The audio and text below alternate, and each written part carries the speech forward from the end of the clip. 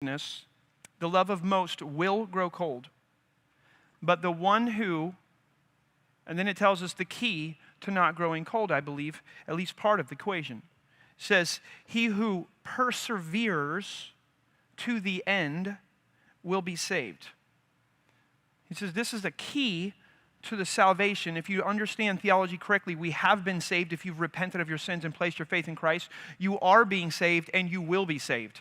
So, he's saying, listen, the one who perseveres to the end will be saved, and this gospel of the kingdom will be preached in the whole world as a testimony to all nations, and then the end will come. So, this perseverance, I'm going to go as fast as I can. Perseverance is persistence in doing something despite difficulty or delay in achieving success. It is persistence in doing something despite difficulty or delay in achieving success. What is persistence? It's firm or obstinate continuance in a course of action in spite of difficulty or opposition. So tonight, I'm just calling the sermon Tenacious. Tenacious. I want to read to you what the definition of that is. It's persistence in maintaining, adhering to, or seeking something valued or desired, according to Merriam-Webster. It is this just maintaining. I'm not letting it wane in my heart or in my soul. I would say if there's been one thing that Satan has fought me harder on than anything else in the last 10 years of my life, it's been discouragement. And I've never given into it. But he just keeps bombing. Because I have such huge dreams. I have so many things that I'm just a visionary. I just constantly see so much. And then there's just, I just feel like we're just trotting. We're just barely, I want to be doing 100-fold what we're doing. And so because of that vision, I feel like Satan is constantly always just coming to me with a temptation to be discouraged. But God says, do not. It is a command. I'll never forget when I had the vision of the school and God had given me the dream and I'd written it down, woke my dad up and shared the dream with him when I was 12. And this had come full circle, and I had been teaching martial arts for many, many years, and God just told me one day, you're sinning at this point. You've learned all that you can learn. It's time to move forward and take everything and put it into practice. And so I had been picking up kids and different things for a long time. I went up to Campus Crusade for Christ, and I said, I want to come under your ministry. Here's the ministry. Here's what I've been doing for all these years. We've been discipling kids every weekend. We've been blah, blah, and I tell the whole story. And they're like, no, thank you. And I came to the church and said, I want to come under the auspices of the church. And they said, no, we're not interested. And it was just blow after blow after blow. Everywhere I went, I just kept getting rejected and rejected and rejected. And I went home and I just decided I was going to fast and pray. And I fasted for days. And at the same time, I got terribly, terribly ill. So I'm laying on my bed after 3 days of just not moving. And I was so discouraged. And I'll never forget, I felt like God walked into my room and just grabbed me by the throat like this, and just pulled me right out of the bed. And he didn't encourage me. He commanded me. He said, kind of like I like to do with people, So he just treated me the same way. He's like, you're going to take a little. And he just said, do not. It's like he just looked right in my soul and said, do not get weary. Because I promise you, in due season, you are going to reap if you don't faint. But if you faint right now, everything is going to be off. And man, I just got up, and I put some clothes on, and I went out to the mailbox, and my mother-in-law had sent me a CD. If you don't know what that is, like a record, a small record. Anyways, I put this CD on, and it says, I'm going to take the shackles off my feet. I'm going to dance. And there I was, sick enough to throw up, but I started dancing in the living room, and that's where Kids Kicking was birthed. In the living room, at the moment that I was so tempted, I was like, I'm ready to stop. I'm ready to give up. And it was that moment that I really made the decision, okay, I'm moving forward. I was terrified. My wife was quitting her job. I was quitting my job. I was walking away from 500 students to go pay to teach Taekwondo to 40 underprivileged kids. And I was like, yeah. And nobody wanted to support me. Nobody wanted anything to do with it at all. And so it was fairly discouraging. But I just remember back as I'm just talking about this tenaciousness of how close that was to just being squashed in the moment. And so tenacity, listen what it is, the quality or fact of being very determined. Determination. Do you have a determination? Is it to where you have set your face towards what God has called you and you say, I will not turn back. I have already made a decision. Listen to me. Many young people are not going to get to their wedding day with a pure heart if they don't determine beforehand, this is the way that I'm walking, and I'm not putting myself in any situation that would compromise that decision. You have to determine that beforehand. Just like willy-nilly, let's see how it turns out. It's not going to happen. It's not going to happen. He says you got to flee these kind of things, and you got to have a determination up front in order to be able to get to the location that God is wanting to take you. So one former Satanist said this, and it's just really haunted me. He said, Satan's number one weapon is not lies, it is not fear. Those are extremely powerful, but it is persistence. That's what he said. It's persistence. We can have these huge events and all this kind of stuff, and we can rah-rah, and I love them, and they're awesome. But if we don't have this daily one foot in front of the other, you know what we've done? We've celebrated many times in the New Testament in the church all these big grand things, but when you look at Noah, who saved the world, it said he walked with God. Nobody celebrates walking anymore.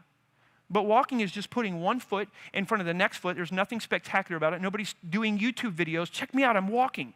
Nobody's doing that because it doesn't look that spectacular. But to God, it's huge. You just take one foot and you put it in front of the other foot and you go in the direction that he's calling you. You just consistently make right decision after right decision after right decision, and you don't stop and you don't get weary. It says that Enoch, he walked with God for 500 years, I believe, 600 years, something like that. He just walked with God. And he pleased God, and so much so that he bore children. He says he walked with God, and God took him. That's all you have to do. It's just whatever he's calling you to just put one foot in front of the other and just consistently walk with him. And that's what God is calling us to. So, I believe that Satan has this character quality because he was given it by the one that has the most tenacious spirit of all, Jesus. He literally was, most theologians believe he was a worship leader in heaven, and here he is. He's fallen, but he's taken this tenaciousness about just never giving up, this persistence, and he just applies it.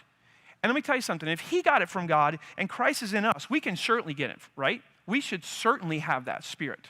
We should be able to every single day get up and walk with just this resilience in our soul. So think about this. I'm just thinking how the Bible says we're surrounded by this great cloud of witnesses. Who are these people? Noah, who worked 120 years. You think he ever got discouraged? Boy, I promise you he was tempted to get discouraged. 120 years of everyone mocking you, not one person coming to the cause other than your children and your wife. That's it. And just close family. And for 120 years, he can't go to Home Depot. He doesn't have power saws. He's there just going. Look at Abraham. He held onto a promise for around 450 years. He just kept this promise. In 450 years from now, your children, your great-great-great-great-grandchildren are going to be able to come to the land. Well, whoop-de-doo. But he held to this promise, and he refused to get discouraged. Look at Moses. 80 years in the wilderness. He goes out 40 for training, and then he takes these people for another 40 years. Joshua. He's ready to go into the promised land. He sees, he's got faith just bursting out of his heart. But for 40 years, he's in the wilderness there, and he's as passionate the day he gets to go in as he was at the beginning. What about Joseph? He spends 13 years as a slave, a prisoner, on his track to being prime minister. But because God was with him and he didn't allow himself to become discouraged, what happened? God used him to save his entire family and the entire nation that Jesus Christ came through because he was tenacious in what he was doing. He just kept walking. What about Jacob? You could say a lot of bad things about Jacob, but Jacob, man, he had this spirit about him. He's wrestling with God. And he looks at Jesus, right? This is the angel of the Lord. He looks at Jesus and says, I will not let you go until you, what? Bless me. And God's making him say uncle and confess who he is, and he doesn't want to do that, so he wrestles all night, but he's at least determined enough to say, I'm not letting you go until you bless me. What would it do for your family? Let me just ask you a question real quickly. What would it do for your family if each one of us had that tenaciousness, just said, God, I am seeking you and I'm not stopping until you bless my family. I want every single one of them passionate followers of you, and I will not give in, I will not give up, I come hell or high water. I'm not stopping. There's some things Satan's going to tempt you and constantly try to drag you away if he sees any herky-jerkiness. You know, on the internet, if you're just looking, you know, some of the kids think, oh, look, we looked at this knife. Look, Dad, it's a sign from God. There's a knife popped up on her. No. They're studying you, right? If you don't think that they can figure this out, like if you just hover the mouse over something, all of a sudden they're showing you all these cruises or whatever you've been, just thinking, contemplating about. If we have this kind of half-heartedness where we're like, well, I probably should, but Satan's like, oh man, look at, they're almost ready to give in. And so he's going to attack.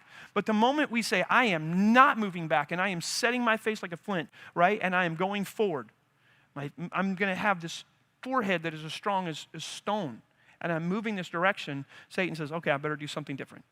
I better attack a different way. So think about Job. Job, he goes through all of this unbelievable things. He loses his children. He loses his wealth. He loses his health. He loses everything, but yet he drops to his knees and he worships God. And it says, in all this, Job did not sin with his mouth.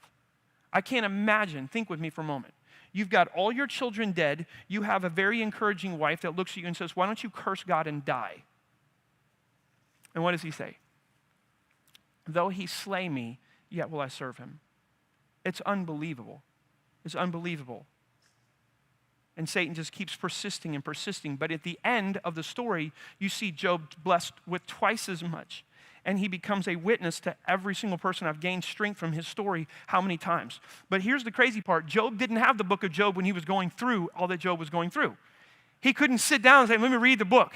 I know it ends well. He didn't have a foggy clue what was going on. He's like, Lord, what in the world? I've kept my righteousness before you. I have walked in a way that pleases you. What is going on? And he thinks it's the fire of God. All of his servants are coming and saying, God's obviously mad with you. His friends are there, telling them all their bad theology about why this is happening to him. His head is whirling, but yet he just keeps steady, and he just keeps putting one foot of trust in front of the next foot of trust, and he just trusts God down to what appears the very, very end. His wife looks at him and says, curse God and die. She's discouraging him from doing what he needs to be doing. But you see this all throughout Scripture, people that just tenaciously went for it. Listen to this guy. I don't know if you've realized this, but I've said for years to the kids, usually the champion is not the person that's most gifted. I remember when I started martial arts, my instructors told me, he said, Steve, you are very, very talented. Like within the first few days. I said, man, you are really talented. But then he looked at me and said, but talent means almost nothing without discipline. Are you going to discipline yourself? Or are you just going to you have some talent. It just kind of comes easy for you. And that's kind of like this. You can have all of these things going for you, all the power of God behind you, but if you stop, then none of it makes any difference. It doesn't make any difference. The champion is usually just the person who gets up one more time. His body's hurting just like the other guy. His legs are hurting. His lungs are hurting. He's tired. He's weary. He's maybe very, very discouraged on the inside. But what does he do? He gets back up and he says, I'm not giving up and I'm not giving in. So, listen to this guy.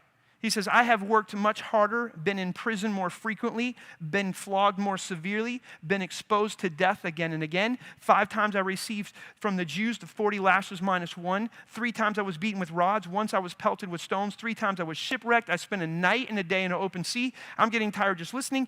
I have been constantly on the move. I have been in danger from rivers, in danger from bandits, in danger from my fellow Jews, in danger from Gentiles, in danger in the city, in danger in the country, in danger at sea, and in danger from false believers.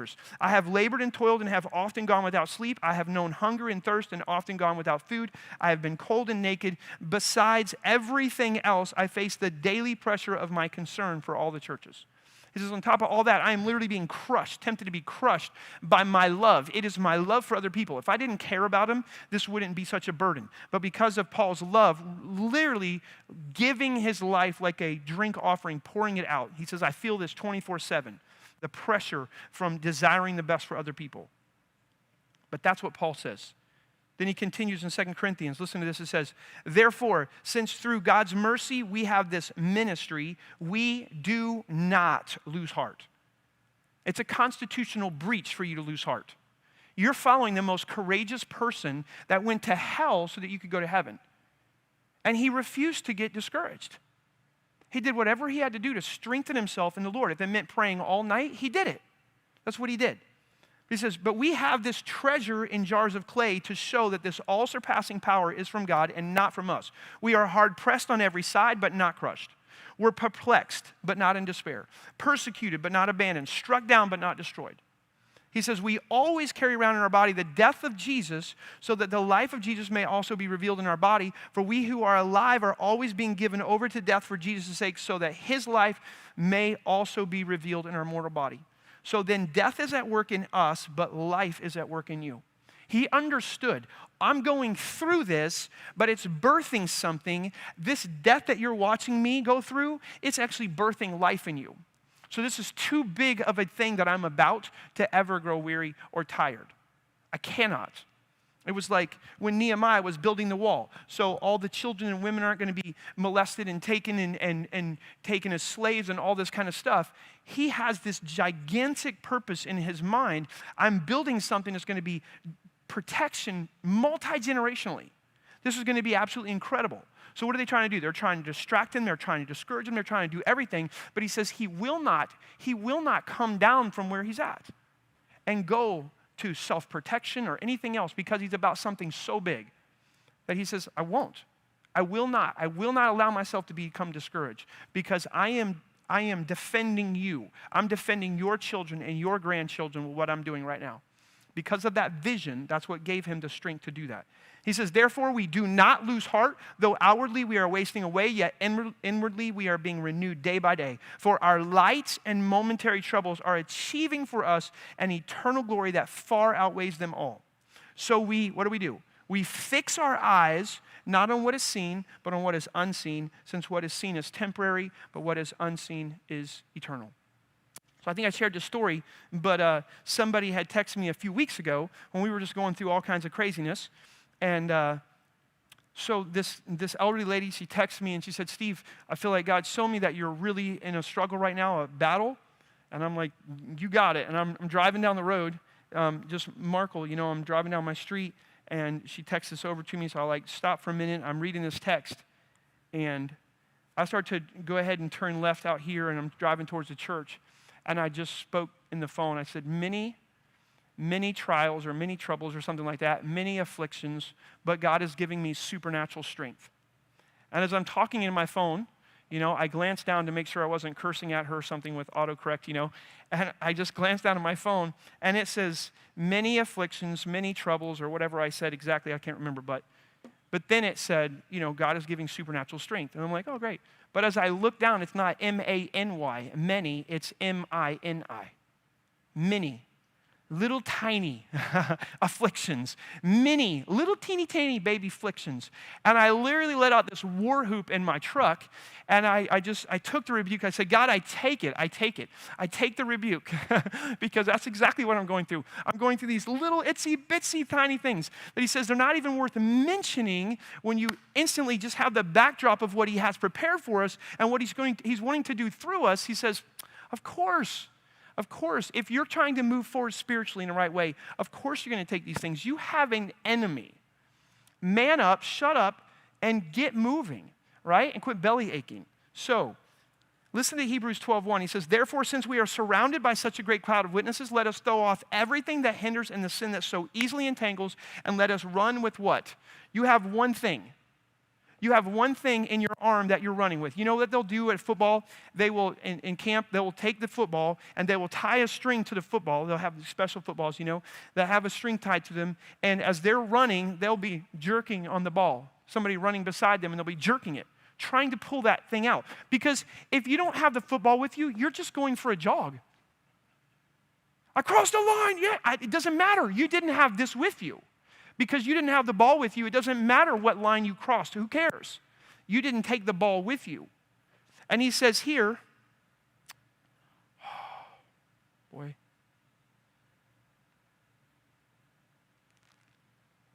Alicia, I wish I knew what you do over the family retreat to get this crazy stuff off my computer. All right. Lily, maybe you could come up here and help me, see if you can help me, and then show me. So I keep getting these.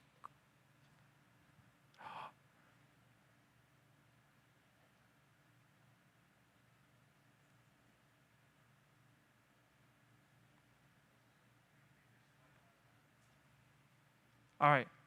Super. I have no idea. Just getting emails taking over my computer. So, all right. So what does he say?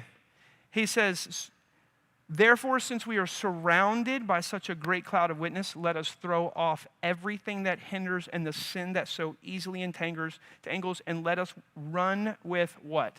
Perseverance, the race that is marked out for us. Are you running with perseverance? That's the question. He says in Colossians 1:11 through 12, he says, being strengthened with all power according to his glorious might, so that you may have great endurance and patience.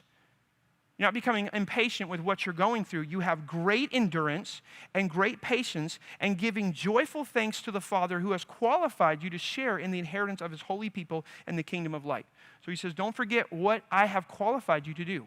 You are sharing in such glory, but you have to run with perseverance and patience, and that is the fruit of my Spirit in you. So he continues in James, God does, and listen what James 1:2 through 4, he says, consider it pure joy, my brothers and sisters, whenever you face trials of many kinds, because you know the testing of your faith produces what? Perseverance.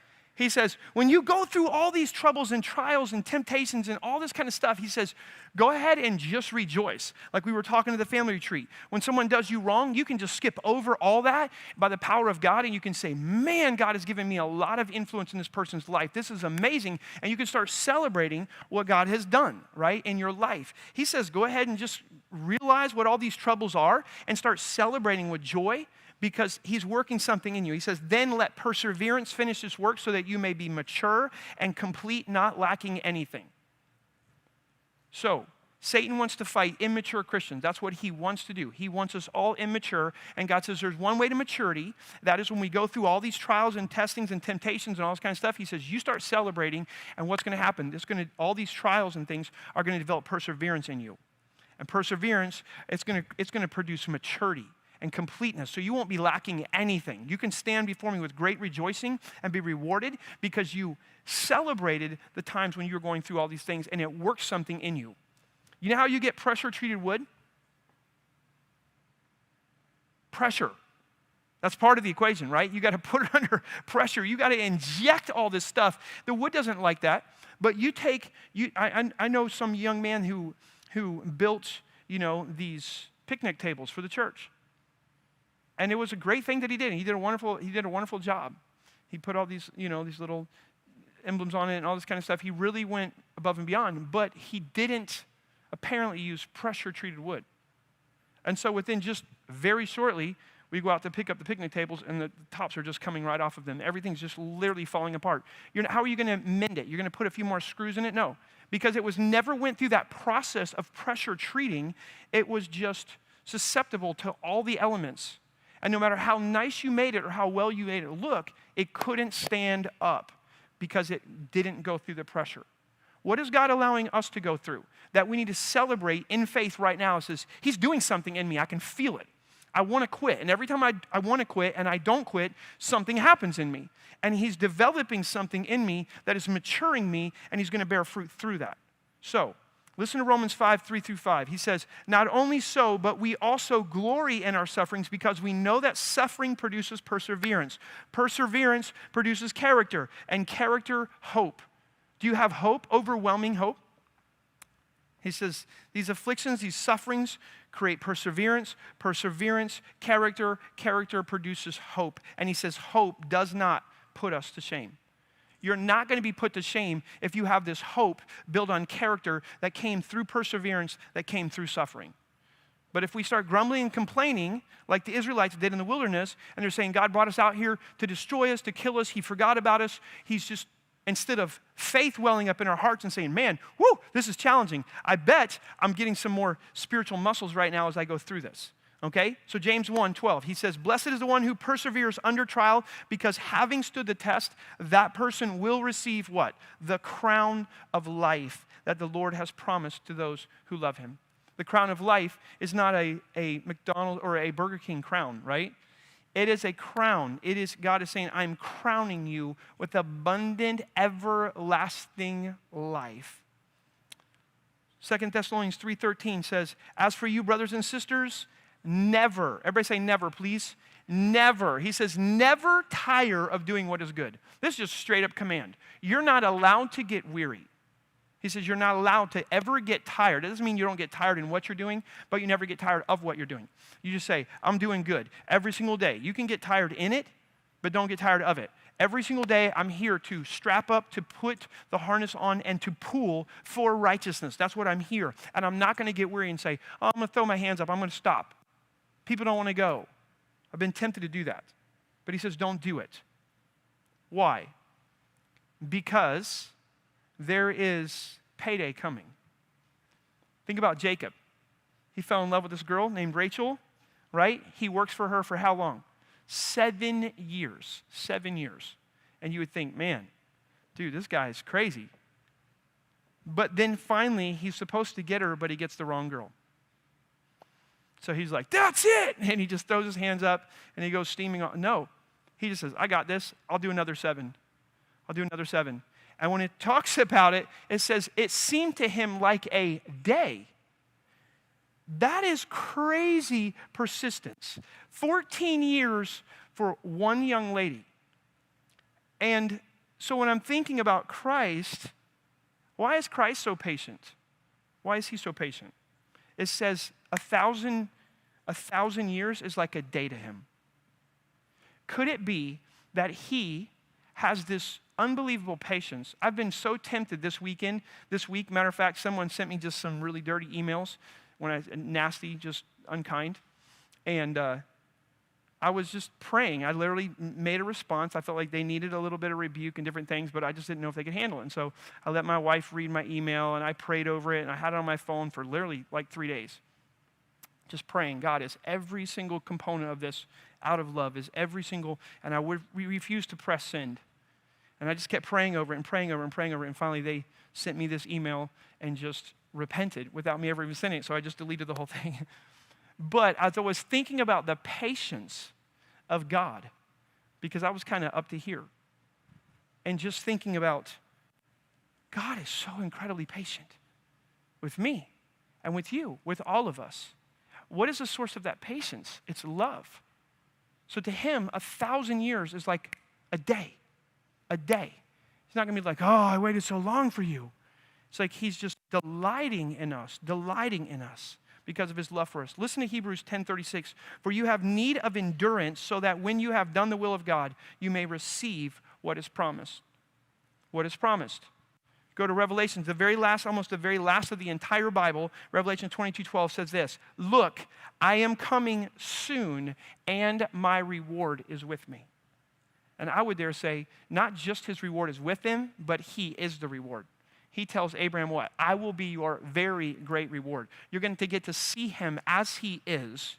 When John saw him as he was, the very guy that had his head on his chest, it says he fell down as though he were dead. It's pretty crazy. So Revelations 2:26, listen, it says, to the one who is victorious and does my will to the end, I will give authority over the nations. Here's again this tenacity. He says, I want you to rule over nations, but you have to keep going. I don't know if you've ever heard this, but I heard a guy was a ex-Navy SEAL, and he was talking about when they went through these, or a Ranger, one of these guys, I think it was a Navy SEAL. But anyways, he's in this surf, and they're putting him through all this kind of crazy stuff. And he said at one point they would take like hot chocolate and put it on the beach, and they would, at one time they had like a little room, you could, like a little plexiglass room, and you could actually go and get in this hot tub. And they laid all these guys down. They had to lock arms, and they were laying with surf, just freezing cold surf. They're just quaking. They're so cold. And they say, everybody comes out 4:30 in the morning or whatever it was, and they're laying out there, and when they get to come in is when so many people give up. And come in and we could go in a half an hour or 15 minutes if we want, or we can stay here all day. Just quaking. And why don't you discourage the guy beside you to continue, because if he gives up, then we can all go in. But we're waiting for so many people to give up. This is what this drill is right here. Who's going to be the first one? And he said at one point, all he had to do is just go up and just ring the bell. That's all you had to do. Just go up and ding, I'm out. And boom, just like that, you get to go to the instant comfort of warmth and blankets and all this kind of stuff and warm food. But you don't get the privilege of defending your nation and being called a SEAL and being knighted to say you've went through something that allows you to be called something different. And now you have special privileges, and now you have the right by the U.S. government to be armed in special ways that maybe you could not be before, and called to special purposes. But you have to go through the suffering in the short term. What is it? What is it for? It's to develop something in these men that they're willing to do the unthinkable almost in order to preserve the life of maybe other people that don't even know them. It's absolutely incredible. So I want to just give you a few stories and end here, if you guys can hang with me. Jack Canfield, he's the co-creator of Chicken Soup for the Soul. Listen to this. Over 130 publishers he went to trying to convince them, listen, I've got these motivational stories called Chicken Soup for the Soul, and I think there will be just a beautiful thing. And so he goes trying to do this, and 130 publishers turn him down. Nope. He just keeps going, keeps persevering. Now there's over 250 Chicken Soup for the Soul books, have reached over 500 million copies sold. These inspirational stories wouldn't have been read across the world and made millions if he'd have given up at 129 times. But he persevered. He said, I am convinced that the world needs to hear these stories, and I'm going to keep pressing in. I'm pressing on. What are you giving up on right now that if you just had a little more tenacity and said, God, strengthen me. I need strength straight from you, and I'm going to do whatever I have to do in order to not give up and not give in. What could be the fruit coming out of your life? Listen to this guy. Jack May is one of the richest men, he says richest man in Asia. He's worth about $39 billion and runs one of the largest companies in China. He faced rejection most of his life, it says. He applied for 30 different jobs, including the police and KFC, and was rejected from 30 different jobs. He applied and got denied 10 different times from Harvard. But now the best part is that he went literally to Harvard and spoke at a commencement speech after being rejected 10 times, applying. They one day bring him back, and he speaks to all the students there and the faculty at Harvard because he kept going. He kept going. What about Thomas Edison? We're enjoying these lights tonight. We may not be enjoying them if it hadn't been for him. It said that he worked in a second-story room. Rick must be here. And so what do you see? You see him literally, he would try one filament, then another, and he would just take the bulb and throw it out. I would have got discouraged and said, this is crazy, what am I doing? But his story told that they were almost reached the second-story window by the time he went almost 1,000 different times and kept throwing these out and saying, I figured out one more way, it doesn't work. And it was a path to success for him. He did not get discouraged. He just kept working, and one day, voila, here we go. We have these incredible lights. Listen to this. One young man was fired from a local newspaper as his boss thought he lacked creativity. After a failed attempt at an animation company and struggling to pay his bills, he ate dog food to survive. With his last few dollars, he made his way to Hollywood to try and make it big. Unfortunately, his early time in Hollywood was just as bad. He was told his plan would fail, face constant rejection, and seemed destined to never succeed. He persisted and went on to grow the company with amusement parks, feature films, and it is now called by his own name, Walt Disney. He walked through a lot. And he wasn't even there for the opening, if I remember the story correctly, and someone leaned over to a family member of his and said, only if he could have been here to see this. And he said he already saw it. If he hadn't already seen it, you wouldn't be looking at it. It was vision, and it was tenacity that he just kept pursuing. You guys have all probably heard the two frogs that fell into a bucket of milk. One gave up, sunk to the bottom, and died. The other one just kept jumping and jumping and jumping and jumping and jumping. Didn't get too far, but eventually he turned it into what? Turned that milk to butter, and he jumped out. And some of the things in life, we just have to keep going. We just have to keep going. If you're going the right way, what do we have to do? Satan's going to try to get us back to turn around and go the other way. If you're going the wrong way, you got to stop and you got to turn. That's repentance, and go the other way. If you're going the right way, Satan's going to instantly try. He's going to constantly, consistently try to get you to stop going the right way. If you're going the right way, you just got to keep going. You got to be persistent in it. The one guaranteed way to fail is to give up on what God is calling you to do. Have you given up? Listen to Hebrews 10:32 as I wind down here. It says, remember those earlier days after you have received the light, when you endured in a great conflict full of suffering. Sometimes you were publicly exposed to insult and persecution. At other times you stood side by side with those who were so treated. You suffered along with those in prison and joyfully accepted the confiscation of your property because you knew that you yourselves had better and lasting possessions. So do not throw away your confidence. It will be richly rewarded. You need to persevere so that when you have done the will of God, you will receive what he has promised. For in just a little while, he who is coming will come and will not delay, but my righteous one will live by faith. And I take no pleasure in the one who shrinks back. But we do not belong to those who shrink back and are destroyed, but to those who have faith and are saved. So there are people that are pressing in towards the things of God, and they shrink back. They lose that faith, and they just kind of, and God says, I find no pleasure in those.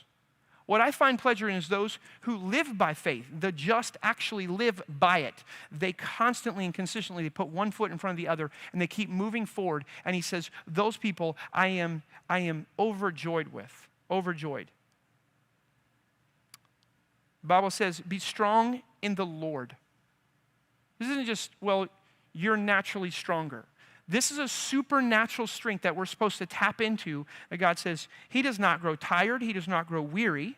We cannot exhaust his strength. He is all-powerful. Listen to Isaiah 41, 10 through 16. He says, so do not fear, for I am with you. Do not be dismayed, for I am your God. I will strengthen you. Do you hear this? And help you. I will uphold you with my righteous right hand. That's why he tells Joshua, he says, listen, don't be afraid, don't be discouraged. Don't be afraid, don't be discouraged. Why? Because I'm not just going to give you strength, I will be it for you. That's huge. I will strengthen you and help you. I will uphold you with my righteous right hand. All who rage against you will surely be ashamed and disgraced. Those who oppose you will be as nothing and perish. Though you search for your enemies, you will not find them. Those who wage war against you will be as nothing at all, for I am the Lord your God who takes hold of your right hand and says to you, do not fear, I will help you. Do not be afraid, O worm Jacob, little Israel. Do not fear, for I myself will help you, declares the Lord, your Redeemer, the Holy One of Israel. See, I will make you into a threshing sledge, new and sharp with many teeth. Why is he trying to discourage you? Because he's not just trying to discourage you so you don't make it. He knows that you're called to help other people and to be his demise. He says, I'm going to make you into this threshing sledge, new and sharp, with many teeth. You will thresh the mountains and crush them and reduce the hills to chaff. You will winnow them, and the wind will pick them up, and a gale will blow them away. But you will rejoice in the Lord and glory in the Holy One of Israel. That's what God is calling each one of us to. That's what he wants. So, think, well, he can't do that with me. Oh, you're talking to the God who can do immeasurably more than you can even imagine or think, right? If he can cause Elijah to run 40 miles like a cheetah, except the cheetah can't run very far, but he can run really fast. But God gave him strength to run 40 miles like a cheetah runs the first few hundred feet. He says, I can do all things through Christ who gives me strength. I think most of you guys should know that verse in here, right? You've either helped somebody learn it or learned it yourself. I can do all things through Christ who gives me strength. Let us not grow weary in well-doing. Why? Because you will reap if you do not, what? Faint. If you do not faint. But if you faint,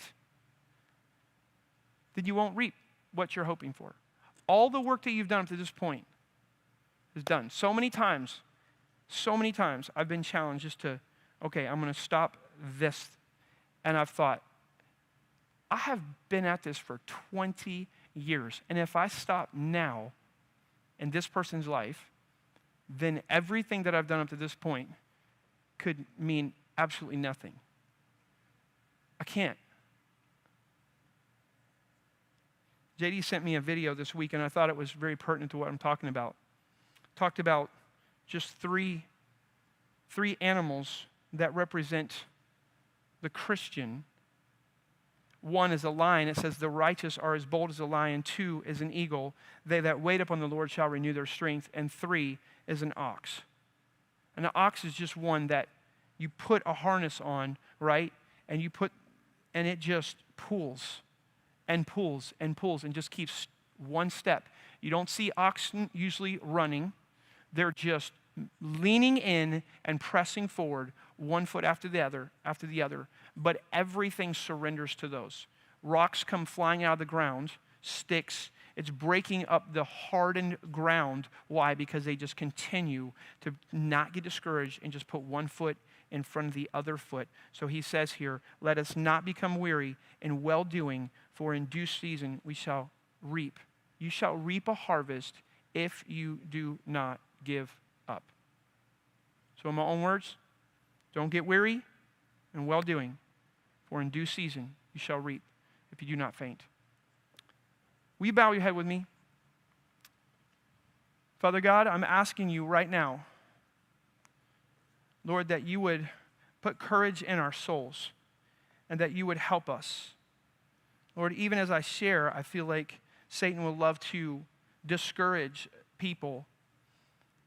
And God, I'm just asking you to give us a spirit of courage. I'm asking you to inject it in each one of us. Lord, Satan loves to try to use discouragement. It is the one thing that works on everyone, it seems. So many, especially Christians. He doesn't want to discourage them if they're going the wrong way. If the unbeliever is going the wrong way, he wants to encourage them. Lord, but the moment we turn around and we start coming towards you, then all of hell is against us to try to discourage us. I pray that the courage of God will rest in the souls of each person here. I pray that we will not grow weary. I pray that we will wait on you long enough to be endued with power, that we could mount up with wings as eagles, that we could run and not be weary, and we will walk and we will not faint, and that we will receive all the rewards that you're dreaming for us, God. I'm asking you that you will just pour your Spirit out on us. I pray that you will just help us to walk with courage and strength and wisdom and grace. And every single day, Lord, that we will just be filled more and more and more with your grace. So we thank you, we love you, we praise you, we give you honor and glory tonight. And we ask all this in the wonderful name